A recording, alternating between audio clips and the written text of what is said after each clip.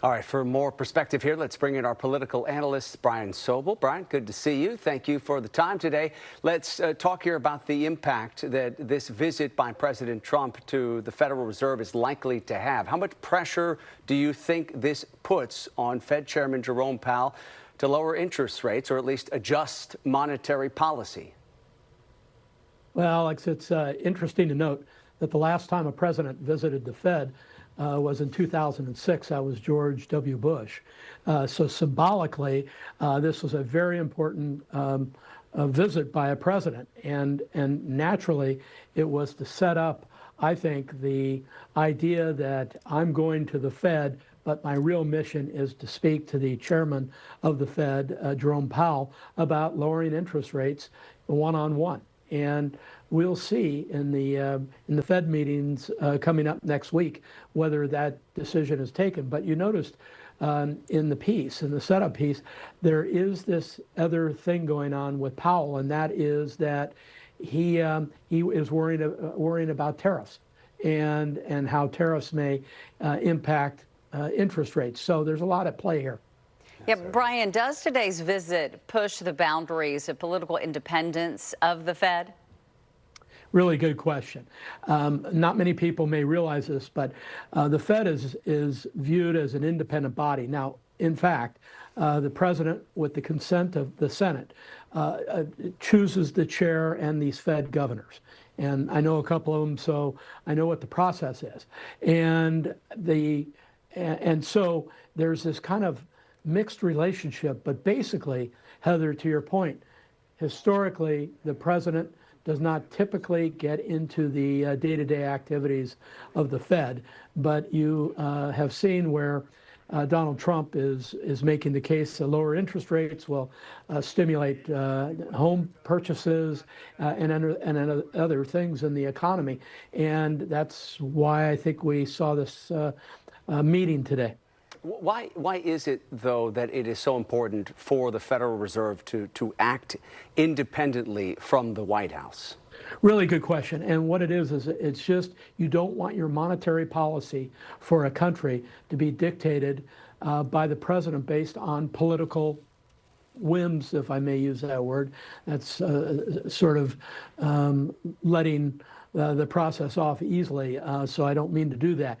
But you don't want the monetary policy to to be affected one way or the other terribly by politics, and yet it is.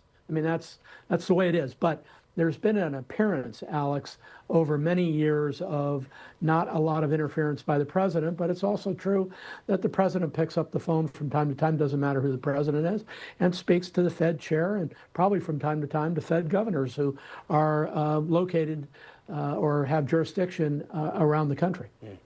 Brian, can we talk about what President Trump has spoken about publicly in terms of his criticism of Fed Chair Powell, arguing that his refusal to lower interest rates is hurting the U.S. economy? I mean, is that notion, is that sentiment something that lands with voters?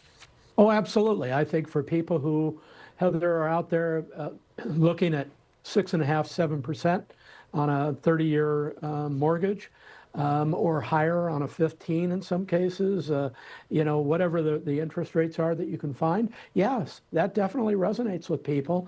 And they're saying, hey, I can't get into the housing market. I know people that have 2.5%, 3%, 4%, and here I am at 7%. I can't get in. Lower the interest rates. And that, I think, is where Donald Trump is playing to a certain constituency in the country when you think about how many people in the country are homeowners. Yeah, sure. Let's talk here as we wrap up about what we expect could come next after this visit today by the president to the Federal Reserve.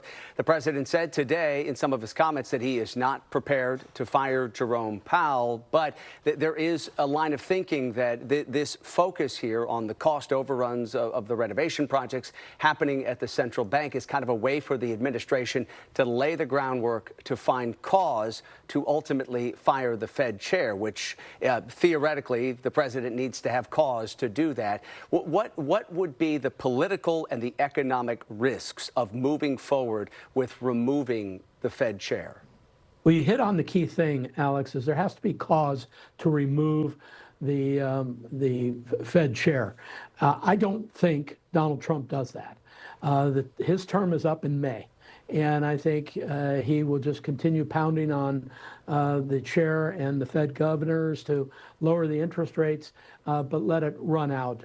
There may not be a huge upside of jumping out in front and going through the angst in the Senate to try to get confirmation of another Fed chair with consent for another Fed chair if you've just fired somebody was appointed in 2018 and the term's up here in May. So that's, I think, where it is today. I think there's just going to be a lot of implied pressure and real pressure.